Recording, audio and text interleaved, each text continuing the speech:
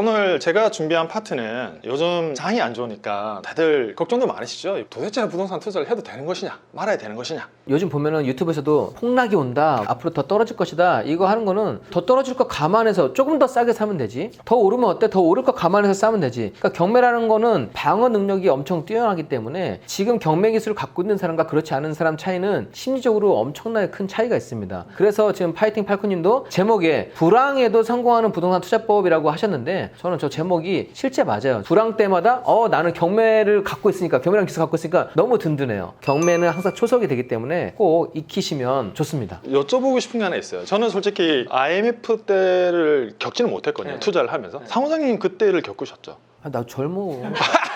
투자 워낙 일찍 하셨으니까. 대학생이네 그때. 그때 대학생이셨어요? 근데 상호장 처음 시작할 때도 이 장이 굉장히 안 좋지 않았었어요? 그때는 모르죠. 예. 그때는 나도 노래하던 막 그냥 그런 시절이야. 4학년이에요, 4학년. 4학년 때였어요? 4학년. 제가 수업을 하다 보면 가장 많이 물어보는 건데요. 우리가 경매 투자하기 가장 어려운 시기는 언제일까요? 상승장일 때?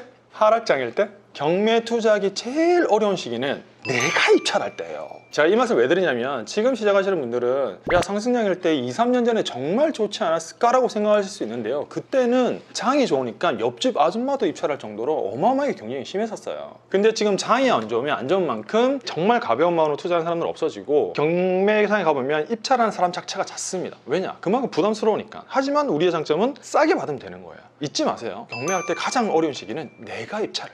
첫 번째 사례는 저희 학생분께서 실제 낙찰 받고 수익까지 낸 사례인데요. 안성에 있는 아파트입니다. 감정 가격 9,700만 원짜리를 6,700만까지 일일이 유찰됐는데요. 이거를 8,600만 원에 낙찰을 받으셨어요. 지금 투자하시는 분들이 아마 1억 미만 법인하면 전부 다 이제 재개발, 재건축 노리고 공시지가가 오른다, 이런 투자만 생각하시는데, 실제 이 물건은 학생분께서 첫 낙찰이었는데요. 8,600만 원에 낙찰 받고 바로 한 달 만에 1억 300에 단기 매도를 했어요. 그래서 순수익이 1,000만 원 정도 나왔습니다. 처음에 공부를 할 때 첫 번째 한 사이클, 첫 번째 수익이 정말 중요한데, 처음부터 5억, 10억 이런 물건을 못 하게 되는데, 1억 미만 물건을 가지고 가장 최근에 입찰을 해서 1,000만 원 정도의 수익을 좀 바로 남겼다고 하니까, 아마 저분은 이제부터 경매 공부가 정말 재미있고 플러스 하나씩 좀 확장해 가는데, 그 공부가 정말 좀 재미있게 되는 딱 그 상태가 될 겁니다. 지금도 내가 테마를 가질 때 어떤 걸 가져야 되느냐, 테마는 당연히 시세보다 좀 저렴하게 살 수 있으면 그 테마를 뛰어넘는 것 같아요. 테마에 휘둘리지 않고 1,000만 원 정도의 수익을 거둘 수 있다고 하면, 이런 물건도 경매를 통해서 낙찰 받을 수 있다, 이해하시면 될 것 같습니다. 이렇게 작은 물건도 1,000만 원 정도 순수익을 낼 수 있었던 건, 지금처럼 어떻게 보면 법인에 대한 규제가 있고 대출도 잘 안 되다 그렇죠. 지금 또 법인 규제가 많은데. 네. 오히려 그러니까 또 기회가 되는 거라고 생각을 해요. 이런 사례를 보면은 꼭 법인 공시지가 1억 이하에서 재개발, 재건축을 가져갈 게 아니고, 이 속에서도 내가 정말 노력하기 나름이다.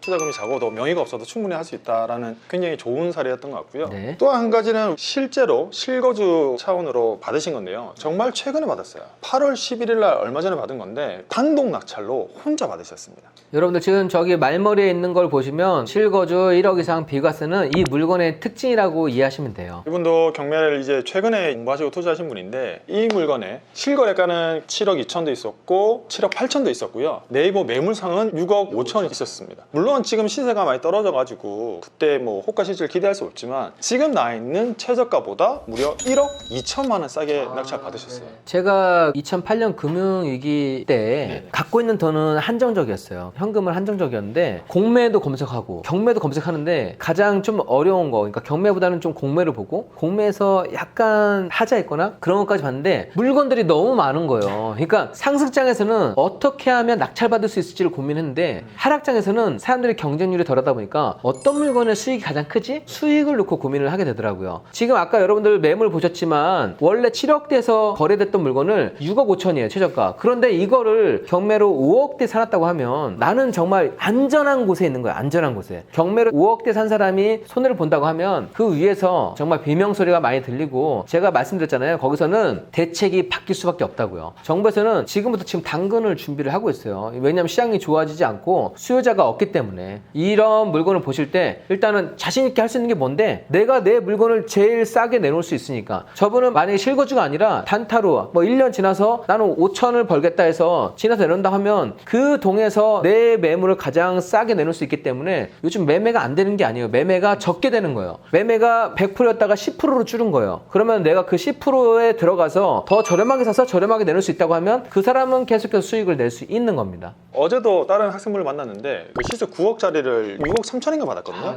그랬는데 부동산에서 8억 8천에 바로 팔라고 연락 왔어요. 근데 그분은 실거래 할 거라고 했는데 저는 그분한테 그렇게 얘기했거든요. 팔아! 왜냐면 1억 5천이잖아요. 1억 5천 팔면 세금 내도 3, 4천 남아요. 그러면 또 받으면 되지 뭐. 세금 70% 내도 그 정도 남는. 지금은 쇼핑을 마음껏 할 수 있는 시기니까. 네. 저는 그 경매의 제일 장점이 뭐라고 생각하냐면 철저히 매수자 우위 시장입니다. 무슨 말이냐면 그 누구도 입찰가를 얼마 쓰라고 정하지 않아요. 내가 불안하면 안 팔릴 것 같으면 그만큼 싸게 받으면 결국엔 똑같은 거 아닌가 라는 생각이 드는데 말을 하다 보니까 화가 난 것 같네요. 화난 건 아니고요. 열심히 말씀을 드리는 거예요. 그 수강 선분이 9억짜리를 얼마 받았다고요? 9억짜리 6억 3천. 6억 3천대 받았는데 8억 8천에 팔라고 했다. 그러니까 조사를 했을 때는 장이 안 좋지만 9억 정도면 팔릴 수 있을 것 같아 부동산 말이었는데 받고 나서 그 다음에 전화가 온 거예요. 8억 8천에 사고 사는 사람이 있는데 팔겠냐고. 지금 수요자가 없는 게 아니라 매수자가 원하는 가격까지 아직 협의가 안 된 건데 내가 싸게 받아서 가격을 좀 낮춘다고 하면 매수자도 충분히 찾아낼 수 있는 시장이라는 겁니다. 생각보다 이런 사례가 굉장히 많아요. 여러분들 아마 이 시청하시고 나서 한번 찾아보세요. 2회차에 유찰됐던 사례들 2천만 원에 다 써서 낙찰된 건데 그냥 저때 여러분 단독으로 주워오면 되는 거거든요. 아까 그분처럼 이게 지금 불경기니까 가능하다. 지금 이 물건도 요즘 경매라는 게 그동안에는 특수물건이라고 해서 지분, 가등기, 가처분, 뭐 선순위, 위장임차인 이런 테마가 있는 것들을 더 찾고 그런 물건을 해결하려고 했었는데 지금은 심리 자체가 위축돼 있다 보니까 한 번 떨어졌을 때도 사람들이 입찰을 하지 않고 관망한다는 얘기입니다. 내가 1억짜리가 한 번 떨어지면 8천이나 7천밖에 안 되지만 9억짜리는 한 번 떨어지면 바로 30%가 유찰된다 하면 2억 7천이 떨어지는 거예요. 그래서 여러분들이 오늘 정말 이거는 원래 유료 강의에서 좀 풀어드려야 될 부분인데 이 정도로 지금 현재 이렇게 돌아가고 있다고 하는 것도 대단히 좋은 정보를 얻는 겁니다. 특히 라이브에 참여하시는 분들은 이런 걸 보고 와 지금 이렇게 시장의 장이 이런 장이었어? 라고 느낄 것 같습니다. 경험이 되게 중요하고 이거를 실제 성과를 보면서 확인하는 게 정말 중요한 거예요. 그렇지 않고 맨날 폭락한다는 유튜브만 보면 그냥 집에만 있겠죠, 집에만. 그래서 행크TV를 꼭 보셔야 되는 겁니다.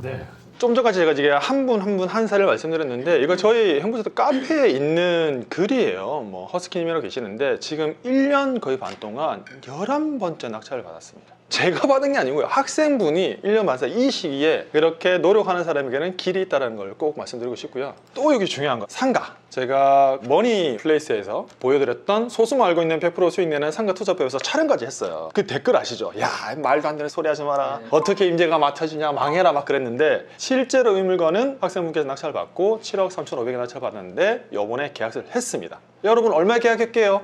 7억 3,500만 원대 받아서 임대 가격이 얼마일까요?를 여러분들께 물어본 겁니다. 네. 임대를 맞췄거든요. 얼마에 맞췄냐면 보증금 3천에 360만 원에 맞췄어요. 3천에 360만 원에 맞췄답니다. 네. 그렇게 하면 이자를 빼고도 한 달에 거의 200만 원 가까이. 200. 1억 넣고 200 주는 상품 있으면 일주일 동안 줄 서 있을 것 같아요. 은행 앞에서. 이거를 공부만 좀 하면 자기가 1억 넣으면 200만 원 받는 거는 그렇게 대단한 건 아니거든요. 노력해서 그냥 어느 정도 할 수 있는 건데 현실 세계에서는 야 너네 거짓말 그렇게 살면 안 돼. 그러니까 댓글 다는 분들은 당연히 공부를 안 하시는 분들 그게 딱 티가 나는 거죠. 또 한 가지 중요한 거는 이 낙찰 받으신 분이 여러분 첫 낙찰이에요. 상가로. 저는 너무 좀 대단하다고 생각하는 게 처음에 저 경매할 때 목표가 한 달에 100만 원 꽁돈 생기면 너무너무 행복하겠다가 저의 꿈이었거든요. 근데 이분은 첫 낙찰에 200만 원 정도 남으니까 와 정말 대단하지 않나 라는 생각도 들고 매매 차익 역시도 1억 이상은 충분히 나와요. 매매 차익 1억 이상 나오고 직장인이 또 자기 월급에 추가로 200만 원 들어오는 거는 노동으로 뭐 3, 400 들어오는 거랑 임대로 200이 들어오는 거랑은 엄청나게 큰 차이가 있습니다. 네 맞습니다.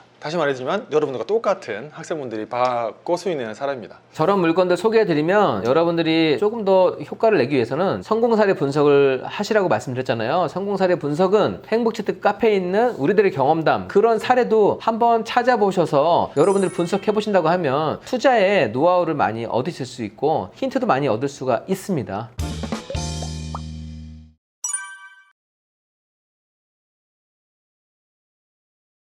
시대에 상관없이 단기 수익을 꾸준히 낼 수 있는 상품은 항상 있는 것 같은데요. 이 사례는 지금 제가 가져온 거 여러분들 어마어마하게 옛날이죠, 그죠? 한 2달 정도 된 것 같아요. 근데 지금 이 물건은 이 학생분이 낙찰을 받고 지금 소유권을 이전하고 잔금 치고 바로 그 다음날 매각을 했어요. 지금 저게 더하면 거의 한 11억 가까이 되는 거죠. 네네. 낙찰가가 11억인데 저분이 매도 기간이 얼마라고요? 하루 매도 기간 하루인데 얼마 차익 남겼나요? 세전 2억 4천만 원 차이. 세전 2억 4천. 세전 2억 4천이면 이것도 되게 큰 수익인 거죠. 엄청 크죠. 왜냐면 저희가 지산 분양권 같은 게 다들 분양권만 생각을 하는데, 하지만 우리 합법적으로 경매로 낙찰을 받고 파는 건 불법이 아니거든요. 그래서 지산 분양권 투자 이런 것도 좋지만 시드머니가 작은 사람은 어느 정도 단기 매도를 통해서 시드머니를 불리는 것도 중요한데 2억 정도 나오면 뭐. 일단 세전으로 뭐 1억 이상이면 엄청나게 큰 거예요. 마지막 그 타이틀은 원샷 원킬이라고 해서 제가 행보자테크 칼럼에도 한번 썼었는데, 아마 이거 시청하시는 분들께 조급한 분들 되게 많으실 것 같다는 생각 들거든요. 네네. 왜냐면 지금 얘기 듣다 보면 막 열 먹고 했다, 뭐도 했다 이런 생각 많이 하시는데, 저는 그런 생각 들어요. 지금 1, 2년 제대로 공부를 하고 1년에 딱 한 건만 하셔도 10년 동안의 수익을 한 번에 볼 수 있는 케이스가 있어요. 맞아요. 한 번에 보상이 돼요. 네, 솔직히 제가 이 사례를 보면서 이분들이 저보다 더 경매 고수라고 저는 생각을 합니다. 제가 생각하는 정말 투자의 고수는 매해 탄생을 한다고 하거든요. 지식이 많은 게 중요한 게 아니고 나보다 수익을 많이 내면 고수예요, 그냥. 근데 어떤 고수냐? 여러분과 똑같이 공부한 지 이제 1년 반 된 고수의 사례를 제가 오늘 간단히 설명드릴 건데요. 공매건입니다, 여러분. 공매. 용산에 있는 상가인데요. 감정 가격 45억 8천이었고 건물 면적이 175평, 신건에 50억에 낙찰이 됐습니다. 용산역에 바로 붙어있는 상가인데 한 개 층, 14층 통층이 나온 거예요. 여러분들이 시청하실 때 야, 50억짜리 내가 하는 게 아니야, 어차피 저건 내가 할 수 있는 게 아니야, 이렇게 생각하실 수 있는데, 이 물건도 법인으로 학생분들 7명에서 공투로 낙찰을 받으신 겁니다. 혼자 하기 무서우니까 공투로 낙찰 받으신 건데, 저는 이 물건을 갔다 오고 물건이 너무 좋은 거예요. 그런데 저도 약간 반신반의하는 게 있어가지고 유찰되면 입찰을 해야겠다라고 마음을 먹고 있었는데, 이거 에피소드가 하나 있습니다. 카톡 단톡방이 있거든요. 거기에 딱 보고 있는데 낙찰남이 딱 뜨는 거예요. 짜증이 나요, 안 나요? 되게 좋은 물건이 내 건데. 그래서 바로 카톡방에다가 썼거든요. 딱 10분 뒤에 선생님 죄송합니다, 저희가 받았습니다. 그러니까 수강생분들이 낙찰받은 거죠? 네네. 오. 임차인도 되게 좋았었어요. 삼성 SDS가 30억 정도 전세권자로 있었는데 네네. 대항력이 없는. 재계약을 예상하고 받은 거예요? 아니면 재계약 예상하고. 재계약 예상하고.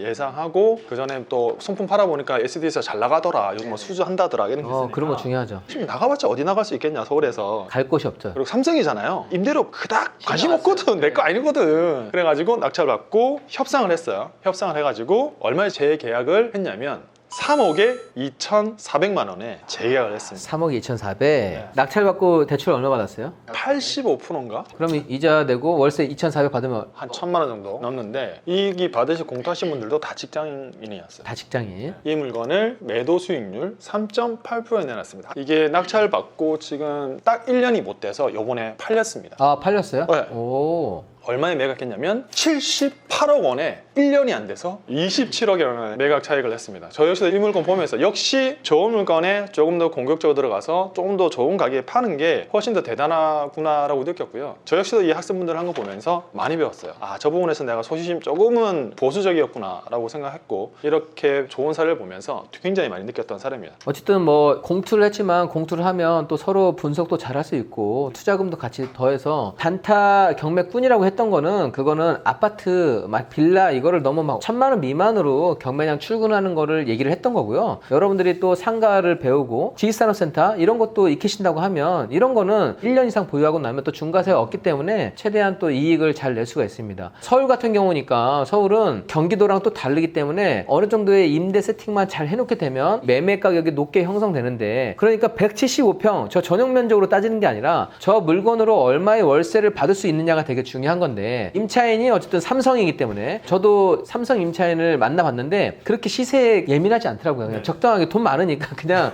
그런데 여기도 마찬가지로 다른 돈이 없는 회사보다는 훨씬 더 임대 조율이 수월했을 것 같아요. 임대 수익 50만 원, 100만 원까지 다 챙겨서 매매 차익 28억이라고 하면 정말 큰 수익인 것 같습니다. 제가 이제 어쨌든 아는 케이스 중에 이런 거지. 네네. 정말 빙산의 저는 일각이라고 생각을 하거든요. 저희 학교 이렇게 어마어마한 사람들이 얼마나 많을까라는 생각을 합니다. 자, 여러분들이 지금 또 사연 소개를 해드렸지만 개인이 투자할 수 있는 물건이 있고 또 내가 개인 투자하는 물건 외에도 이렇게 투자 파트너가 생긴다고 하면 그분들은 내가 혼자서 경험하는 걸로 하나하나 가는 것보다 더 많은 경험을 할 수 있기 때문에 그런 분들이 좀 더 고속 성장을 하더라고요. 네, 맞습니다. 공투도 어느 한 사람한테 돈을 다 맡겨서 그냥 알아서 해줘 이런 공투는 별로지만 내가 같이 공부한 사람들이 돈을 모아서 같이 분석하고 겁이 나니까 함께 모으면 용기를 낼 수가 있거든요. 그러면서 수익을 만들어 간다고 하면 그게 처음에는 두렵지만 나중에는 실력이 돼서 고수의 길로 가기도 합니다. 그래서 행크에서 여러분들 또 좋은 인연들, 투자 인연 다 행크에서 맺어진 인연이니까 서로 좀 잘 만들어가면 좋을 것 같습니다. 제가 갖고 있는 거를 100%를 알려주지 않아도 제가 알려드린 거에 본인들 노력으로 더 확장해가고 키워가는 게 전 너무 대견스럽더라고요. 행크는 이렇게 본인들 투자하는 거에서 좋은 성과를 거두는 그 시스템은 대한민국 최고라고 하는 거는 저는 자신 있게 말씀드립니다. 여러분들이 스스로 부자가 되어가는 시스템은 그거는 잘 만들어지고 있으니까 저 그거를 꼭 하나 얘기를 하고 싶었어요. 왜 행크에 들어가면 사람들이 종교 집단처럼 막